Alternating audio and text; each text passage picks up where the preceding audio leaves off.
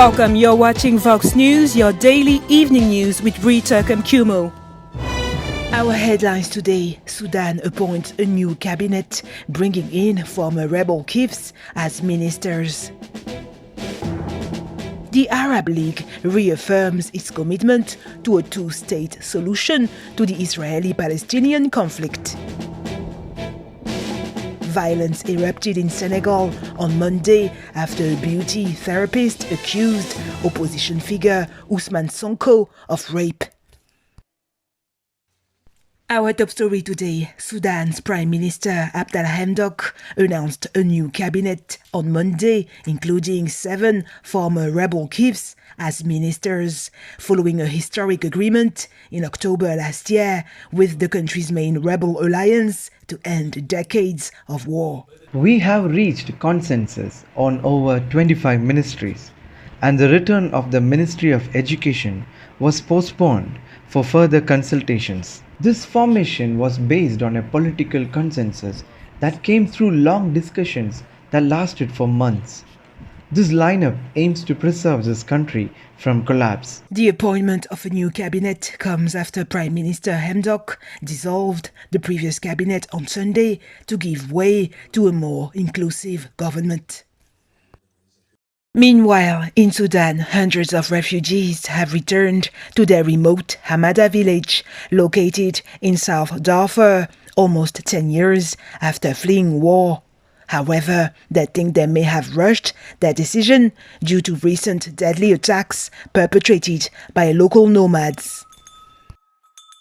First, displaced people do not come back here to Hamada village because they fear the militias and bandits. They beat people. Secondly, they are afraid in the village because there is little police, so they do not have cars, and there is also little army presence. Despite a landmark peace agreement in October last year, violence continues in Sudan's Darfur region, where deadly rivalries over land ownership and water remain.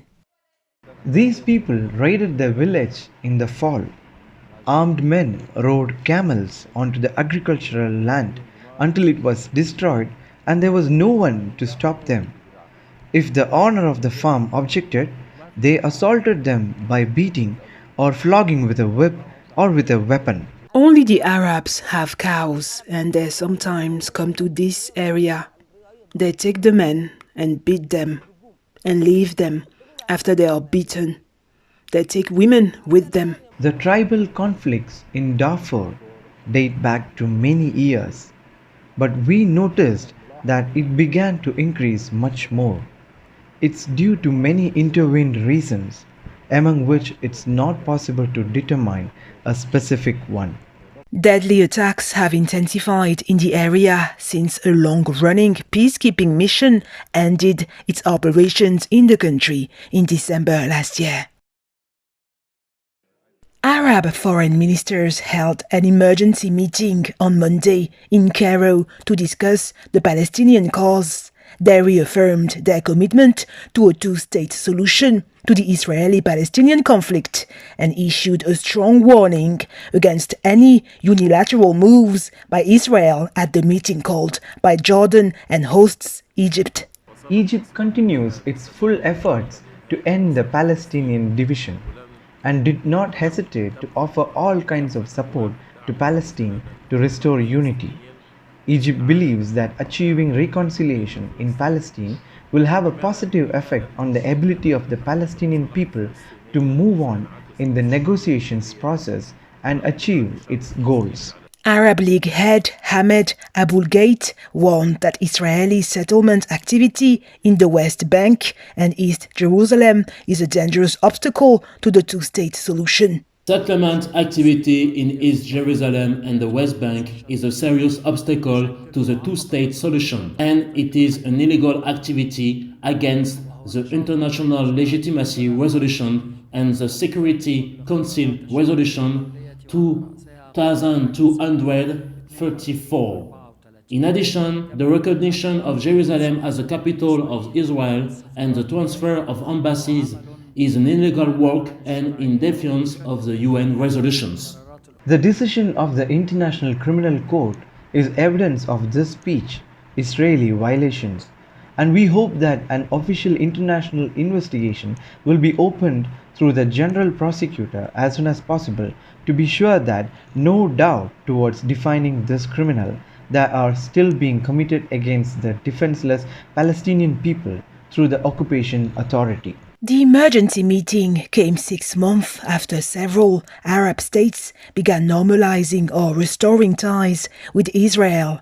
It also took place the same day key Palestinian factions, Fatah and Hamas, discussed holding the first Palestinian legislative and presidential elections since 2006.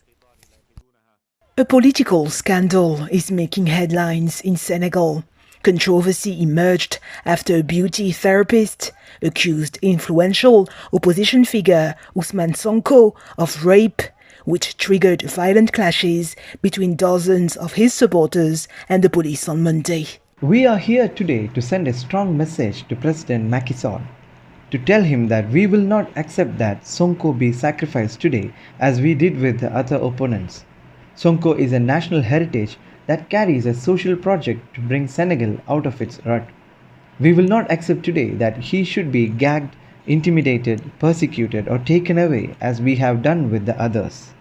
Sonko finished third in the 2019 election that saw President Macky Sall secure a second term in office and is considered a future presidential contender.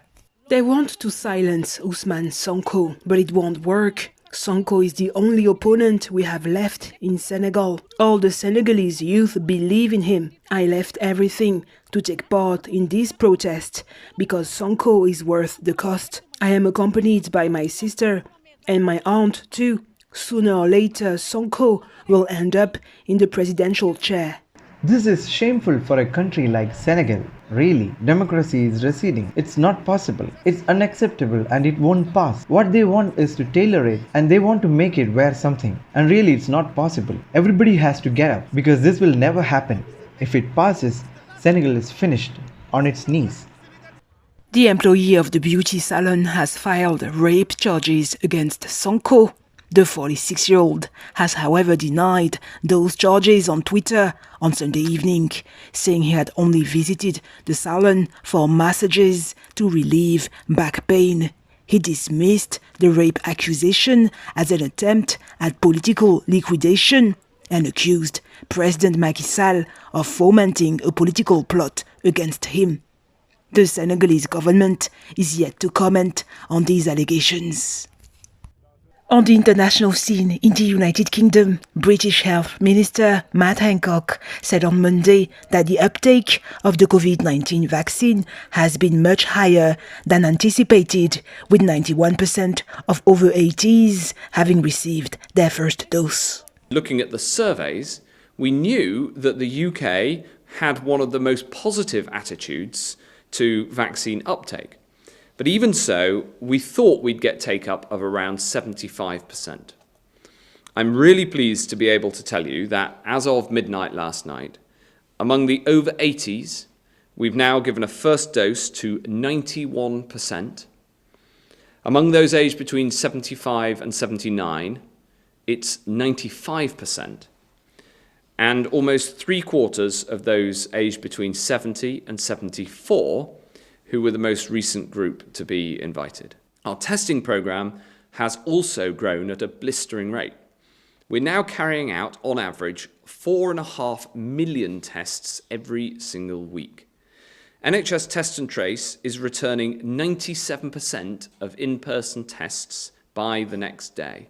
But we'll not rest until we vaccinate all those in the most at-risk groups. Because vaccines save lives.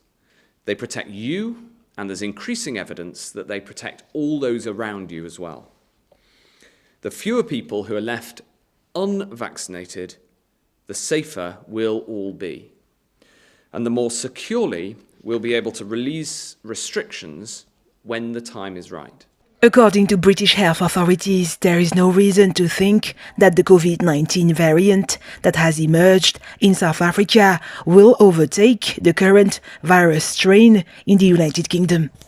There is no reason to think the South African variant will catch up or overtake our current virus in the next few months. And that's a really important point. That being the case, our immediate threat is from our current virus, and there is now plenty of evidence that the vaccines that we are deploying are effective against our current virus. South Africa announced on Sunday they would suspend the start of its vaccinations against COVID-19 with the AstraZeneca vaccine after a study showed the drug failed to prevent mild and moderate cases of the COVID-19 variant that has emerged in the country.